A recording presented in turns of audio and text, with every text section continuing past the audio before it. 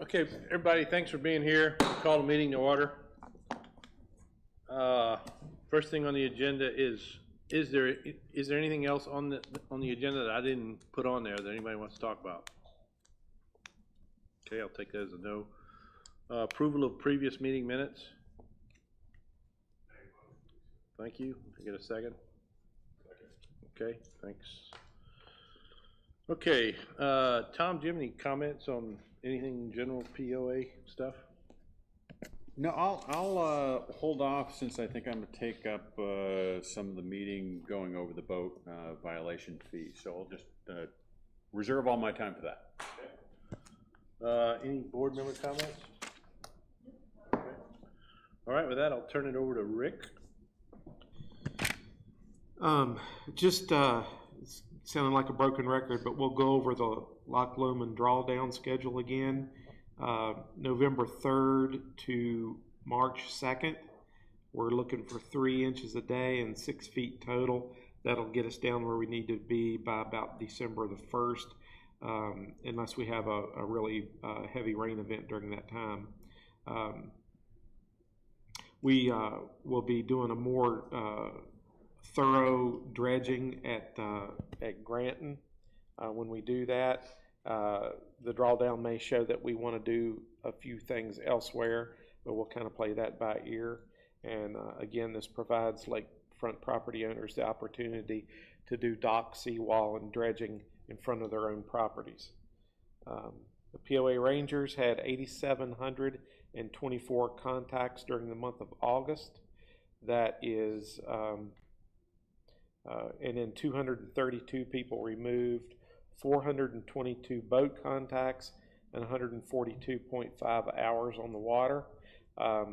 If you compare that to August of 2024, we had 8,731, so just 6 shy of last year, which is very consistent.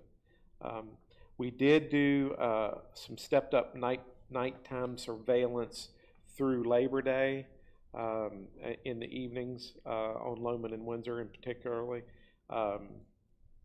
And that seems to have gotten some positive feedback from our members. Grounds maintenance, trees have been the big thing for this summer. We feel like we've finally gotten caught up on taking care of these problem trees that were blocking coves. We did install an additional bench at Lomond Dam. We had the bench donated, and we funded putting in the concrete slab and attaching it. So that's how we worked together on that one. And we replaced 2 porta potties, one at Lake Ann and one at Brittany Dams. Let's see. Coming up, we will be letting 2 seasonal lake rangers go in the middle of the month, and then 2 more at the end of the month. So our normal, we'll attain our normal winter staffing by the end of the month. Our lakes ecology and fisheries, we now have confirmed bluegill fingerlings in all 4 of our aquaculture ponds. Our Secchi disc readings have been good for the past 2 months, so we're not having to fertilize, which has saved us some money. Our carp raffle, we've had 60 grass carp removed to date, and we have drawn our 5th $100 gift card, and that the winner of that gift card is Eric Wolf. He needs to come pick it up. We have our grass carp tournament scheduled for October 11th. I'm sure Max will give us an update on that. E. coli samples have been good all summer, and our trout stocking will resume in November. That's what I have. Max, you want to give us an update on grass carp? Sure. This week we've got our web page up and running for the registration. This was something that I should have had done a couple weeks ago, but did not realize the importance of it. But since then, we're getting some good. I've also put in on there, rules that we're going to have, and also some frequently asked questions. So that's up and running and doing very well. We are very short on registrations for the fishermen. We need help in every avenue with that regards. Right now, we've got 4 signed up and 4 more that's promised, but we need a long way to go. We had a meeting with the Lakes, or our tournament committee, and decided we're going to push forward with this, even if we have a rather small amount, because we think it's that important. We've discussed whether to do some advertising, and we really don't have a budget set up for it. But I'm asking this group, if we were to come up with a 500 or an amount, if we could find some matching funds from the POA. I was interviewed last week by Flip Kudos, and I think that's going to show up in the Vista within a few days. He may have contacted you, Rick. He said he had some questions for you on. He The hasn't press- on this subject. Okay. It's been a couple of years. I did talk to Larry, our marketing director, Okay. and he told me that he was going to get it pushed out on our social media right away. Great. So I've got a list of your winners, your monthly winners for the for your raffle, and I'm going to be pursuing all of them. None of them have signed up yet, so I think there's an avenue where I'll find some more. I've decided to open up the fishing to people on the docks. If they register and they get their fish to that particular rate sign-in place by 3 o'clock. So I've got a neighbor that started chumming last week, and so far he's had a couple of carp show up, but tons and tons of catfish. They're in there taking what they can. So we'll get that in full speed with the other 2 lakes, either tomorrow afternoon or Friday.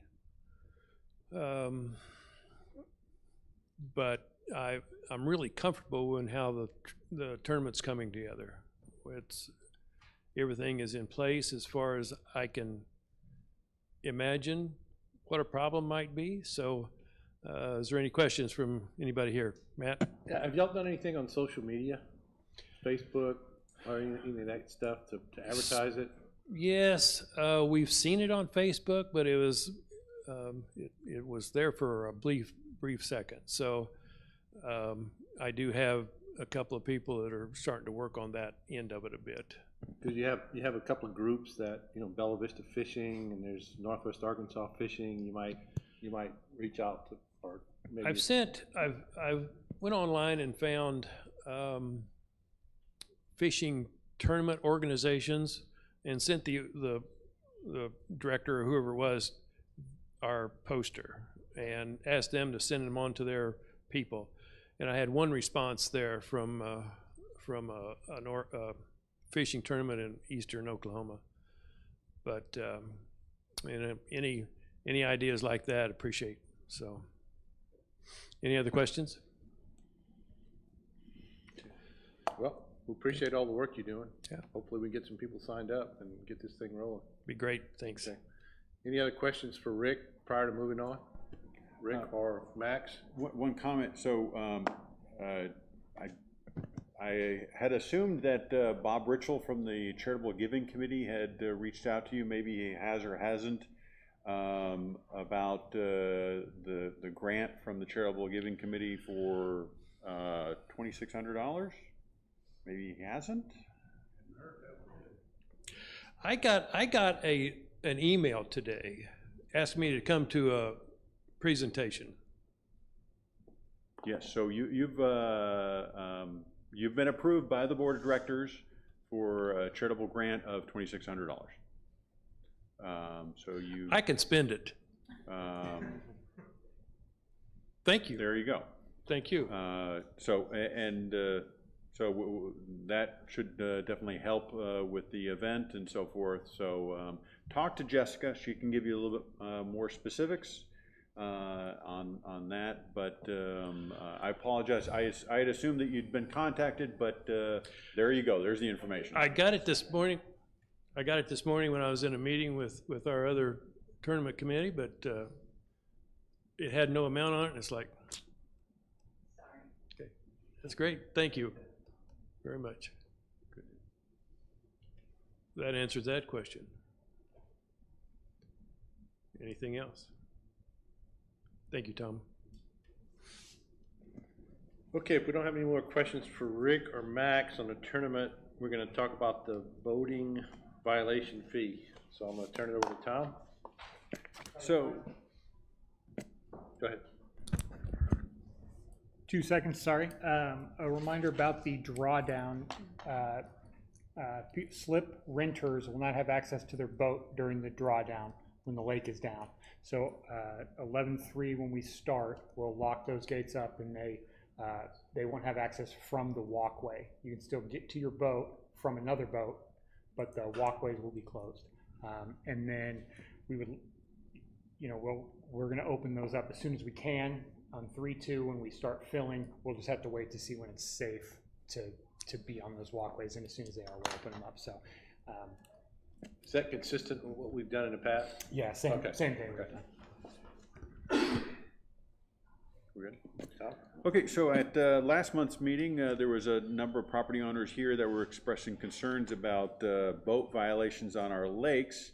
And I had tried to explain at that meeting how one of the challenges that we have is that our declaration specifically states that we cannot penalize a member for an infraction such as a boating infraction. So that really, has been a limiting factor and has made it where the lake rangers, to a certain extent, and we have Bob Walker here, kind of toothless in our ability. So ended up having a lengthy conversation with the POA's general counsel, Doug McCash, and the two of us went back and forth, and I was challenging him on different things, and we were able to come up with a novel idea. It's not a penalty, but it's a fee. So what we are proposing is, and this would be allowed by our governing documents under section Roman numeral 7, section 3B, which says that we can create other fees, that we would, if there was a violation, what we would do is we would attach it to the registration for the next year, okay? So if there was a boat violation that occurred and we charged $100 or something like that, the next time they come in to register their boat, it would be an added $100 on top of that. And that is allowed by our governing documents. So we looked at this, and once we got the go-ahead that this could be a viable idea, we started looking into it, and we met with Matt and Kevin, and Bob was there, and Rick was there, and so forth, and our general counsel, and we started really trying to dive into this idea of how we would create this and how we would administer such a fee. And a couple things came up. First of all, we would want to make sure that the lake rangers are actually the ones that observe this, because we trust everybody, but we have to take the word from our trained professionals, which is our lake rangers. So it would have to be observed. So we would still want our membership, when they see a violation take place, to call our lake rangers, and they get out there, and if they observe it and so forth.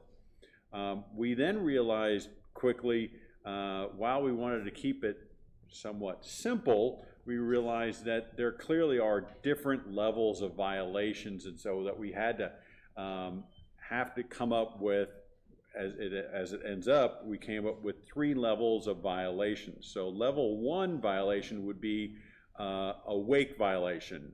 not using navigational lights at night, not enough life vests on vessel for the number of passengers, operating an undressed vessel on the lakes.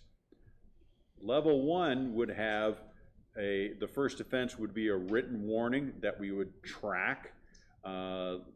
Second offense would be $100. Third offense would be $200 plus a 30-day suspension. We then created a second level, skiing, tubing, or wakeboarding without a life vest, reckless or unsafe boating, no life vests on children. For this one, there would be no warning. It would immediately go to a first offense of $100, second offense of $200 and a 30-day suspension, and a third offense of $300 and a 30-day suspension. The last one, level 3, would be a... How does the suspension work? Let me cover that. Give me a little bit. The third level would be a DUI, but we would have to have the DUI confirmed by the police. And in working on this, I had a meeting with Chief Graves, Police Chief Graves, and went over this, and he said, yes, if your lake rangers are suspicious that someone is operating a vessel while intoxicated, you just need to call the police. They will meet the boat at the ramp, and if they determine that they need to give them a field sobriety test or whatever they do, that would occur. For this violation, it would go immediately to $300 and a 30-day suspension. Clearly, that's a more extreme one. For any of these, what we recommend is that we have some sort of appeal process. That way, they can go to a higher authority. If they don't agree with what the lake rangers have done. And what we recommend is that the Lakes Committee create a subcommittee which is made up of the chair, the vice chair, and one additional member of the Lakes Committee. And this committee would have the authority to waive a fee, reduce a fee, and so forth.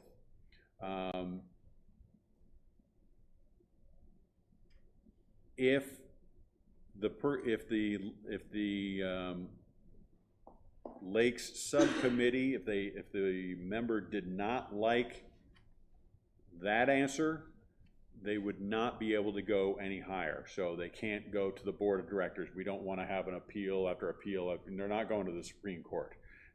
That's their authority is right there. Now, here comes in the 30-day suspension. So we have already in our governing documents the ability to give members a 30-day suspension, but those suspensions funnel through the board of directors. Okay, so with regards to a violation fee, the member can go to the Lakes Committee subcommittee and dispute that, but for a suspension, that has to go in front of the board of directors, okay? Only they can suspend or decide to reduce or waive the suspension, okay? So that, two different things. Yes, sir. Can you clarify what a suspension means? The suspension of activity card use, or what? Yeah, so suspension, so in most cases, maybe a suspension is, it can be on the lakes. In most cases, it's alcohol included at our restaurants. It's the most common one. And if a person gets out of hand, we can suspend that person for 30 days, and they are not allowed on POA property for those 30 days. That would include all of our amenities. Okay, so any clubhouse, so if they use the gym, if they play golf, lakes, everything, they cannot use that. Now, sometimes members will come to us and say, well, I'm a member and I own, a portion of, no, this is private property, and the POA can restrict access for someone. The challenge is is our governing documents limit it to 30 days. Okay, so the longest that we can suspend someone is 30 days. What we have found, we started experimenting about 2 years ago, is we started doing 2-week suspensions just to get their attention, and those have proved to be very successful, and we have yet to have a repeat on a 2-week suspension. So just for additional information. That would be the appeal process. Having the member, giving the member the ability to appeal is always a good thing. And it's an additional check and balance, because maybe the lake ranger went too far or what have you, but this is an additional check and balance.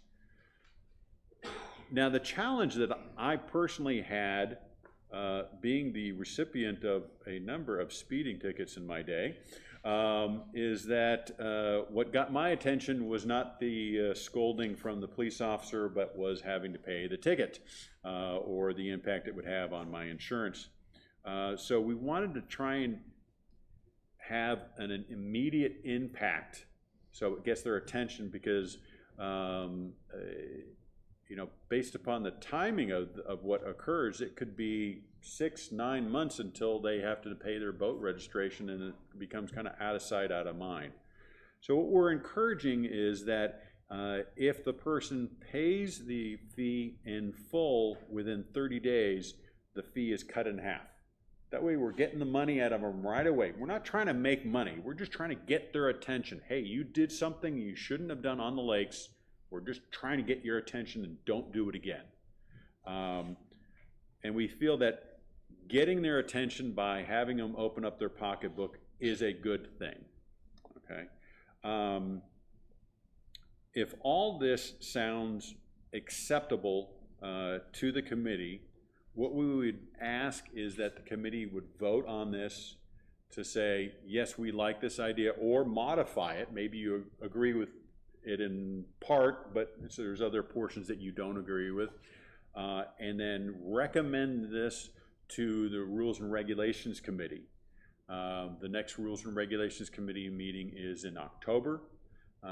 This would give our General Counsel, Doug, time to be able to write the policies, and we'd have to also modify our boat regulation documentation. All of this would put it into effect so that we would have the new policy, assuming everything goes well, new policy approved by the board in November, and when boat registrations are done in December and January and following months, everything would be up to date by then. So it's a reasonable goal to get everything done for the new boating year. Yes, sir. Tom, I have a question. How will we address the short-term rentals? Are we gonna hold the member, the owner, responsible for their rentees? That's a great question, and we would go to the member. Okay, thank you. Any other questions, concerns, comments, Brett? And let them try and get it out of the person, however that's gonna happen. What were the level 1 wake lights, life jackets? And that was a warning, $100, then $200. So level 1 is wake violation, not using navigational lights, not enough life vests, and operating an unregistered vessel on the lakes. First is written warning. Second is $100. Third is $200 and a 30-day suspension.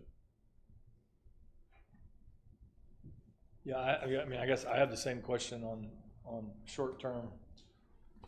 I mean, yeah, the first couple on the is the property owner gonna get notified, I guess, immediately, or is he gonna, go to his registration and figure out that he's got a $200 thing because a couple of his renters got written up and he didn't know about it? So I'm going to explain this, and I'm going to answer your question in 2 ways. you know, first of all, yes, we are gonna notify the property owner, and so forth. But here's the other thing. While we all love to blame the short-term rentals, and we all like to blame the rentals on the lake, you know, the boat rentals, the vast majority of infractions are by our own members. It's our own members. And so that's really the group. We're trying to target everybody, but that's really the group we're trying to go after, is to really get their attention, because it's our own people.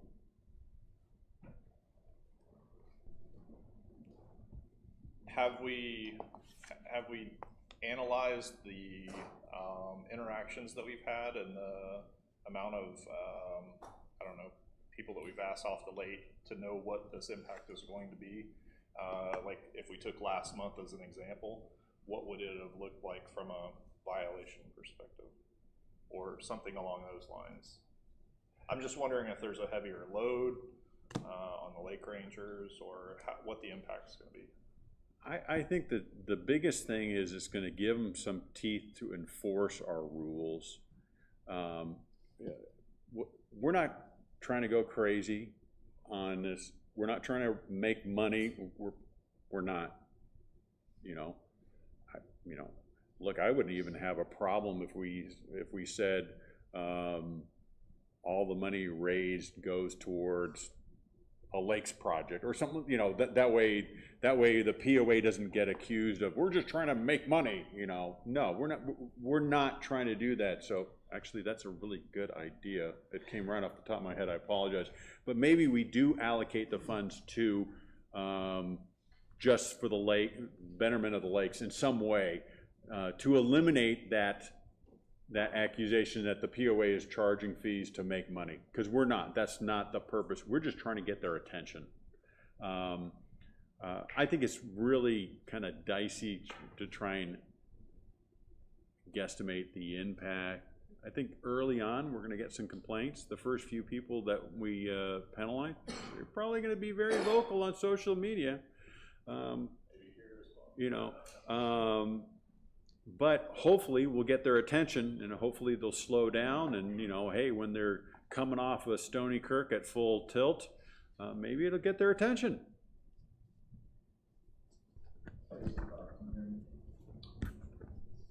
Yeah. Yes. Go ahead. I think the level 1, level 2, level 3, all of the rules that you outlined, I believe are Arkansas state building regulations. And so if you go all the way to the most egregious with the voting while intoxicated, if the police come and do that breathalyzer, the fine's $1,000 up to a year in jail, and the person cannot operate a boat for 90 days.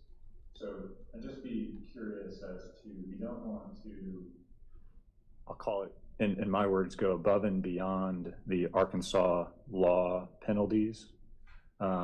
And so it seems like the issue at hand is how to give our lake rangers some means of enforcement, but it's not as much about replacing state penalties. What's your thoughts on that? Well, keep in mind that look, if someone gets pulled over for a DUI on their vessel, that they're going to have their own problems with the law, and so this is going to be on top of this. We're not, right. You know, the police aren't going to go, oh, you guys are fining them, so we'll let it go. This is going to be on top. Yeah, no, I'm arguing the opposite way. You know, is if the lake ranger calls the police and they do the breathalyzer, there is accountability financially and for not operating the vessel. So like when we were debating the hydrofoil thing a couple of years ago, we wanted to make sure that regulations didn't conflict with Coast Guard rules. And so it feels like in this issue, we're going above and beyond or on top of or in addition to state regulations. You know, DUI on our lakes is pretty egregious, so I don't have a lot of sympathy. If they get $1,000 fine and a $300 fine, maybe I should, but I don't have a lot of I sympathy think my for that. argument is we're contradicting the intent of giving our lake rangers teeth to enforce rules. So we agree on the rules, and in that case, there would be teeth.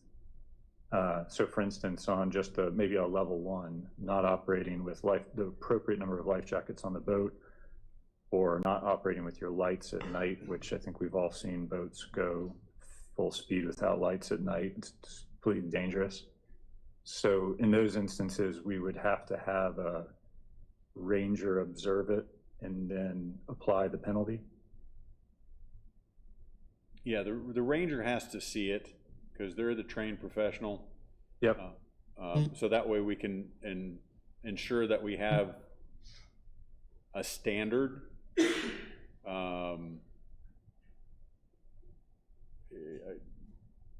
I answer the question? But yeah, I think just my encouragement for the team is that I think it's the right issue to be talking about. And I would just encourage us to look at what's already in state regulations, that if somebody gets involved, what penalties are already going to be applied versus which penalties are we going to add from a POA. Well, and with regards to the suspension, they may lose their boating privileges for 90 days, but the 30-day suspension not only prevents them from using a boat, but also prevents them from using the gym, you know, and everything else that they can do on POA property. It's also a suspension from the lake in total. So not just you can't bring your boat back to this lake, but you're not allowed on our lake. So you can't go with your buddy. 2 guys couldn't go out, get in trouble, and then come back the next day in the other guy's boat. You're not allowed to use our lakes. You're not allowed to fish for 30 days. And I think the suspension part of this, I think, is more important than the dollar amounts. These aren't significant dollar amounts, especially if we're cutting them in half if you pay in 30 days. But the suspension, I think, would be a more important penalty to most of the people that are out using our lakes. If that happens, if it's July 1st and you get and it's your second offense, that's a significant part of the summer. Yeah, and I always want to be truthful. When we suspend someone from using the lake, it's not going to be necessarily as easy as when you suspend someone from a golf course or the fitness facility, because they got to check in and we actually flag their account. And so when you check in to play golf and you've been suspended, it goes, bam, you can't play golf. That's clearly a lot easier to control. Could you jump in a boat and hide every time the lake ranger? Yeah, I mean, it's possible. I've actually had a property owner that was suspended call me from the parks and kind of taunt me and say, see what you can do now because you'll never catch me. And I'm like, okay, well, you're kind of missing the point. But so I think you had your hand up. The problem, let me see if I understand this. The problem we've got here on the lakes are the minor infractions. They're not when the police are called in. When the police called in, then we've got additional charges that they bring with them. But since our lakes are private, we're concerned with the small infractions that we need to give our rangers some authority with. It's not a double jeopardy thing that it's the DUIs and the heavy stuff that we bring in the police for. I agree. The vast majority of the infractions that we're seeing are level 1, level 2. The one other caveat that's a logistical challenge with that as well is you do it on conviction, charge, all that kind of stuff. And so it just becomes kind of a logistical issue of, all right, you got to get notification after the person's actually convicted of the crime before you implement. So it could be months later, right? So I think it's a logistical issue with that. Good point on DUI. You may not know the DUI conviction for 60, 90, 100 days. Yeah. Any other questions? Anytime there's Go a DUI situation, the sheriff is called, correct? I mean, that's what happens now. If it's somebody that lives on the lake, it's a little different than if they're going back to the boat launch. They're not going back to the boat launch, they're going back to their house. So then it becomes, it becomes interesting this way. But I agree with what's been said, that what we're thinking about are more the level 1, level 2s. It's really not going to be the level, the DUI is going to take care of itself. The level 1, level 2s are, you know, I think ones that are real world type things, right? And I fully anticipate that several months in or 6 months in, Bob's going to come to me and say, look, we need to refine this, we need to refine this. This is what we've learned, and we need to refine here and refine here. And yeah, we're going to be very open-minded to those adjustments as we learn, as we go along. But we involved as many people as possible to try and, you know, get it in a good spot. You know, from what I originally wrote to what you're looking at now is fairly different, and that's because of the input we received along the way. So, but we're gonna make changes, and that's okay.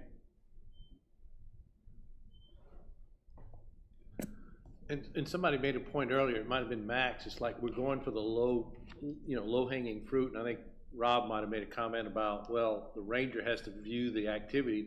It does not mean that as homeowners, we can't call in to the rangers and say, hey, there's a guy out here running around at night without his lights on.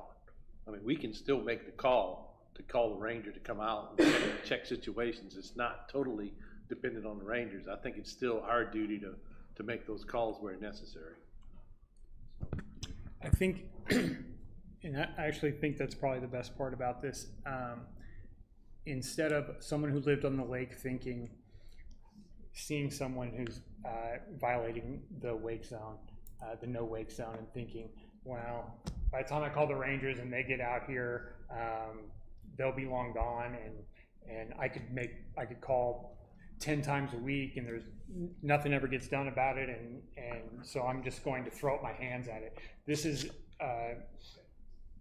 presents an opportunity for the lake rangers to be called and to start an education, and if the education doesn't work, a penalty process with repeat offenders that are seen by the people who live on the lake. Great. Instead of being And their voices aren't being heard. And I know think is the a problem. lake rangers consistently do an outstanding job, given the challenges that they have to deal with. This just gives them a couple additional tools to work with. So just to clarify, so we're all kind of on the same page here, is the intention here, given the DUI, for example, you're probably going to have multiple violations on that single stop that we've are going to incur. Is the point to go to the highest violation and then that's where we're at, or do we have multiple fees on a single stop, so to speak? Well, if only one person's driving the vehicle, I said vehicle, vessel. Okay, if a car gets pulled over and 4 people are drunk in the car, the only person that's in trouble is the person behind the wheel. Same thing. I think it was. Did I miss the question totally? Yeah, I think if there was no life vests and DUI and cumulative versus top. So. Yeah, I think we're going to have to be fairly judicious. We're not trying to overdo it. Yeah. I think in that case, you would fine them with the you'd take the worst offense that they're violating and give them a ticket for that, or fine, not ticket, but impose the violation fee for that, not necessarily. Given that, then I think it makes a lot of sense for us to be making sure that we're getting notification on that DUI, because, you know, a lot of these offenses are going to take place on the same vessel, but if we're only worried about the worst offense, so to speak, the most safety in one stop, then we definitely need to be aware of that DUI. And if the committee wanted to, we could say, you can only give one fee per stop. I mean, if you were concerned that like, I don't think the lake rangers are gonna go crazy on this and go, and this, and this, and this, and this. But if you're concerned about that, we could write it into it, and the highest fee is the one that applies, and if you're concerned. But take, for instance, they see a guy just being stupid on the water, and they stop him and smell alcohol and suspect DUI, da-da-da. At the same time, he's not wearing a life vest, doesn't have a single one on his boat. You're not gonna overlook that, because he's taking his own life, and who knows who else is in danger being on the water in that condition. You don't stop at just one thing because it's the worst. He has an appeal process. True. So that, if he's doing it, he gets written up for it. That's the way it is. That's the check and balance. Yeah. If the lake ranger goes overboard and it, you know, we keep on talking about the DUIs, but let's say they pull someone over for a level 2 and they start hitting them with 2 or 3 or 4 violations, and the homeowner thinks that the lake ranger went too far. Well, they go through the appeal process, and the appeal committee says, yep, we agree, the lake ranger went too far, we'll keep the one fee in place and waive the other ones. And then the lake ranger's gonna go, okay, I can't go overboard again. And a lot of it can depend on the member who's getting written up, what their attitude is, what they're doing to the ranger. I mean, the ranger can be as nice as can be, but if he's getting nothing but grief and threats and all this kind of stuff. I used to work in the prison. If they were nice to me, I gave them a break. Otherwise, they went to the hole. I'm sorry, that's it. That's it. There's black and there's white, and you don't mess with shades of gray.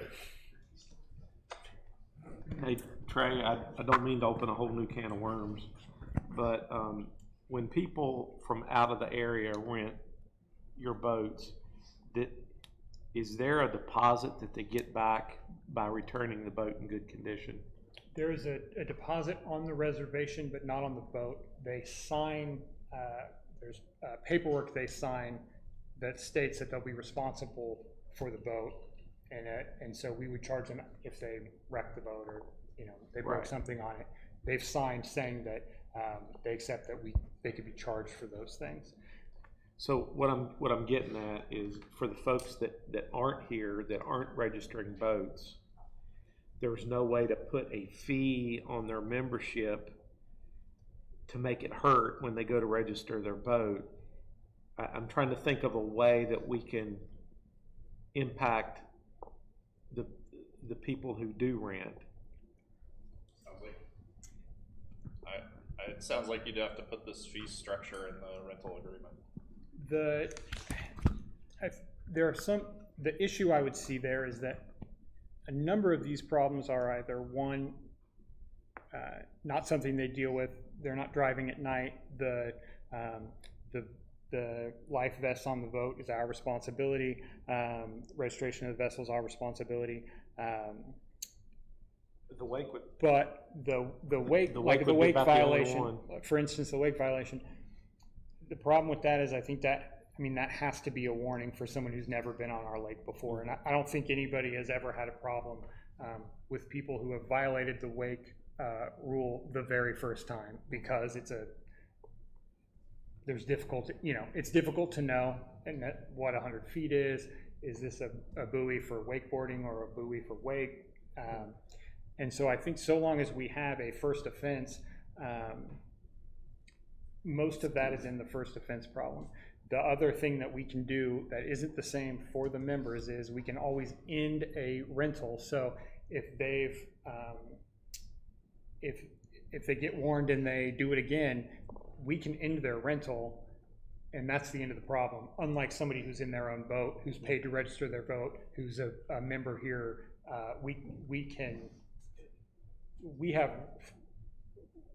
there's a lot more that we can do to penalize someone in a rental boat without having to, it's not terribly complicated, but this is something they're gonna have to sign when they get their boat registration, and they're gonna have to, these are new rules, they're gonna have to know this, and for every renter, 25 different groups of renters a day, 6 months out of the year, I think putting them on this list, we're just not going to be able to educate everybody, without taking an extra 15 minutes for everybody who comes and rents. But like I say, everybody can have one warning, and if not, we can end the rental. Okay.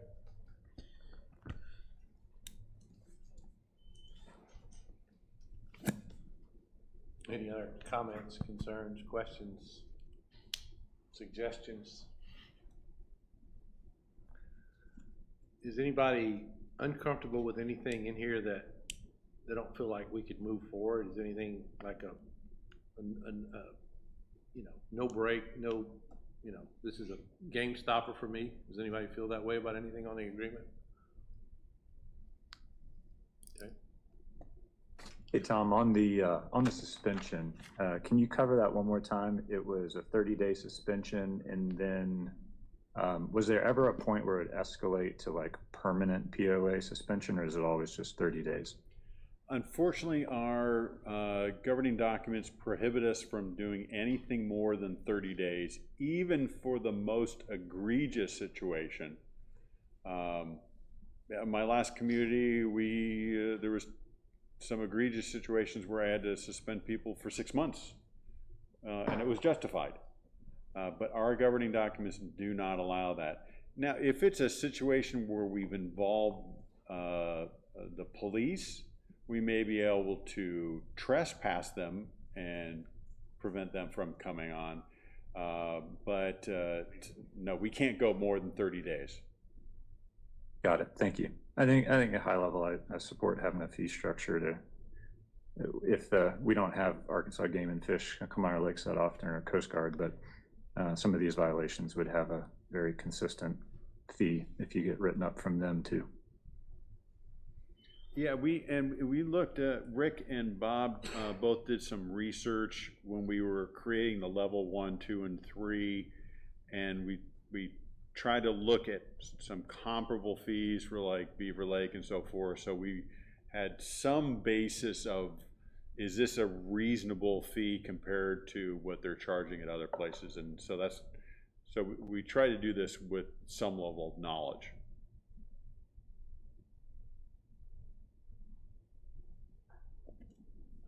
Anything else? Any other questions, concerns, suggestions?